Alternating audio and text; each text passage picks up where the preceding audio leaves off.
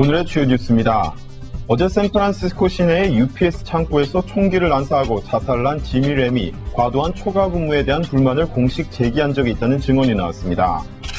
전자상거래의 강자인 아마존이 업무용 메신저인 스타트업 슬랙의 인수에 관심을 갖고 있는 것으로 알려졌습니다. 협업 커뮤니케이션 툴인 슬랙의 기업 가치는 현재 90억 달러로 알려졌습니다. 환경단체 힐더베이가 발표한 LA 카운티 해변 수질 등급에 따르면 한인들이 자주 찾는 산타모니카와 마리나델레이에 위치한 마더스 비치가 수질 오염도가 낮은 남가주 최악의 해변 10위안을 들었습니다. 미국의 5월 소매 판매가 유류 구매 감소와 더불어 백화점과 전자업계의 매출 부진 등의 영향으로 큰 감소폭을 기록하며 경기 낙관론을 약화시켰습니다. 오늘 뉴욕 주요 증시에서 주요 지수는 기술주의 약세가 재개된 데 따라 내림세를 나타냈습니다. 오늘 뉴욕 증권거래소에서 다우존스 산업평균지수는 전장보다 14.66포인트 하락한 21,359.90에 거래를 끝냈습니다. S&P 500 지수와 나스닥 주식지수 모두 하락하며 장을 끝냈습니다. 시청자 여러분 반갑습니다. 류민호입니다. 뉴스플러스 지금 시작하겠습니다.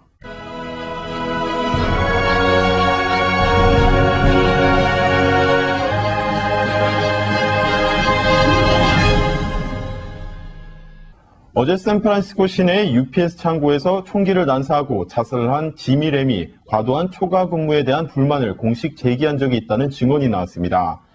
지역 트럭 운전사 조합의 UPS 측 대표인 조지 푸실레아는 램이 지난 3월 UPS에 과도한 초과 근무를 불평을 하고 이를 줄여달라고 요구를 하는 내용의 불만 신고를 내 관련 절차가 진행 중이었다고 전했습니다. 한편 실레아는 램이 왜 동료들에게 총을 쐈는지는 이해할 수 없다고 덧붙였습니다. 이런 가운데 샌프란시스코 검시당국은 램이 총기 사고로 3명의 UPS 직원들이 숨졌다고 밝혔고 총격으로 다친 다른 2명은 모두 병원에서 퇴원했으며 양호한 상태인 것으로 전해졌습니다. 전자상거래의 강자인 아마존이 업무용 메신저 스타트업 슬랙의 인수에 관심을 갖고 있는 것으로 알려졌습니다. 협업 커뮤니케이션 툴인 슬랙의 기업 가치는 현재 90억 달러로 알려졌는데요. 만약 아마존이 슬랙을 인수를 할 경우 마이크로소프트, 구글 등과의 기업 서비스 분야 경쟁에서 유리한 고지를 점할 수 있게 됐습니다. 한편 아마존은 클라우드 호스팅 사업 부문인 아마존 웹 서비스를 통해 아마존 차임을 발표한 바 있습니다. 환경단체 힐더베이가 발표를 한 LA 카운티 해변 수질 등급에 따르면 한인들이 자주 찾는 산타모니카와 마리나델레이에 위치한 마더스 비치가 수질 오염도가 낮은 남가주 최악의 해변 10위 안에 들었습니다. 캘리포니아주에서 가장 오염도가 심한 해변은 험볼트 카운티에 위치한 클램비치 카운티 파크이며 가장 깨끗한 해변으로는 라구나 비치와 뉴포트 비치, 다나 포인트 등이 꼽혔습니다. 이런 가운데 캘리포니아주 전체로는 416개의 비치 가운데 96%가 1년 전보다 수질 오염도가 개선이 됐다는 평가가 나온 것으로 밝혀졌습니다. LA 일대 원베드룸 렌트비 중간값이 $2,000에 달하는 가운데 부동산 정보 사이트인 아파트먼트 리스트가 올 상반기 LA에서 렌트비가 저렴한 5곳을 공개했습니다. 자료에 따르면 LA 다운타운과 멀고 샌퍼난도 밸리, 롱비치와 가까울수록 가격이 떨어졌습니다. 렌트비가 가장 싼 곳은 센트럴밸리 지역의 노스이스로 원베드룸이 $1,300, 투베드룸이 $1,650였습니다. 이어 항구 도시인 샌페드로가 2위를 차지했는데 원베드룸이 $1,270, 투베드룸이 $1,758였습니다. 이런 가운데 저렴하다고 알려진 타자나의 원베드룸 평균 렌트비가 그 뒤를 이었는데 원베드룸에 $1,500, 투베드룸은 $1,763로 집계가 됐습니다. 미국의 5월 소매 판매가 유류 구매 감소와 더불어 백화점과 전자업계의 매출 부진 등의 영향으로 큰 감소폭을 기록하며 경기 낙관론을 약화시켰습니다. 연방상무부는 어제 5월의 소매 판매가 전월 대비 0.3%가 감소했다고 발표했습니다. 미국의 소매 판매가 하락을 한 건 지난 2월 이후 처음 있는 일인데요. 전문가들은 5월의 소매 판매가 소폭으로 오를 것으로 예상했었습니다. 한편 트럼프 행정부는 감세 정책과 규제 완화, 그리고 도로와 다리 건설 등 인프라의 투자로 미국의 GDP 성장률을 연 3%로 끌어올릴 수 있다고 밝혔습니다. 오늘 뉴욕 주요 증시에서 주요 지수는 기술주 약세가 재개된 데 따라 내림세를 나타냈습니다. 오늘 뉴욕 증권거래소에서 다우존스 산업평균지수는 전장보다 14.66포인트 하락한 21,359.90에 거래를 끝냈습니다. S&P 500 지수와 기술주 중심의 나스닥 지수 모두 하락을 하며 장을 끝냈습니다. 한편 최근 주가 하락 재료가 됐던 기술주의 하락세가 다시 나타나며 투자 심리에 부정적 영향을 미쳤는데요. 업종별로는 소재주가 0.9%가 하락하며 가장 큰 하락폭을 기록을 했고 에너지와 금융, 기술과 헬스케어 등이 하락을 했습니다. 한편 전일 연준은 기준금리를 25%포인트 인상을 하고 올해 자산 축소 시작과 관련한 기존보다 구체적인 계획을 발표를 하긴 했지만 시장 참가자들은 물가 상승세 둔화 등으로 연준의 올해 추가 금리 인상이 단행되지는 않을 가능성도 배제하지 않았습니다.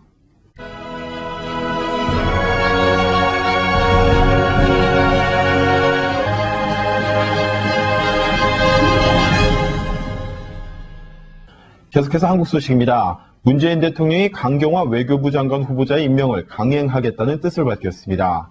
이르면 오늘 18일 임명될 가능성이 아주 큰데 야3당은 강력 반발했습니다. 송주영 기자입니다. 더불어민주당과 야3당 지도부가 머리를 맞댔습니다. 강경화 후보자를 놓고 벌어지는 대치정국을 풀 해법을 마련하기 위해서입니다. 자유한국당과 국민의당, 바른정당 등 야3당은 강경화 후보자가 외교부 장관으론 부적격하다는 판단을 다시 한번 강조했습니다. 강행하는 것에 대한 앞으로의 전국 운영과 또 여러 가지 해야 될 우리 산적한 숙제에 대해서 상당한 우려의 표시를 했습니다. 청와대 쪽에 저희의 뜻이 이렇다는 것을 다시 한번 전달해주고. 그럼에도 청와대가 강 후보자 임명을 강행한다면 국회 일정 자체가 마비될 수 있음을 경고하고 나섰습니다. 그렇게 되면 전국 정색이 불을 보듯 뻔하기 때문에 다시 한번 임명을 하시는 문제는 재고해 주십사 하고. 여당은 강경화의 우호적인 여론을 언급하며 야당을 설득했습니다. 후보자 임명을 찬성하는 국민이 반대하는 국민의 2배를 넘습니다. 그런데도 소통과 협치를 거부하며 민심을 외면한다면 더 이상 국회가 설 곳은 어디란 말입니까? 강경화 후보자 임명이 여야의 기싸움으로 번지고 있지만 꼬인 정국을 풀 묘책은 아직 보이지 않습니다. MBN 뉴스 정수정입니다. 한편 야당은 그야말로 격렬하게 반발을 하고 있습니다. 강경화 구하기에 앞장서고 있는 여당에 야당의 입장을 대통령에게 전하라고 압박을 하기도 했습니다. 정수정 기자입니다. 협치를 강조하던 문재인 대통령이 평소와 달리 야당의 단호한 태도를 보였습니다. 반대를 넘어서서 대통령이 그를 임명하면 더 이상 협치는 없다거나 국회 보이콧과 정해 투쟁까지 말하며 압박하는 것은 참으로 받아들이기가 어렵습니다. 야당이 격하게 반대할 정도로 강 후보자의 자질이 부족하지 않다는 점도 분명히 했습니다. 강경화 후보자는 제가 보기에 당차고 멋있는 여성입니다.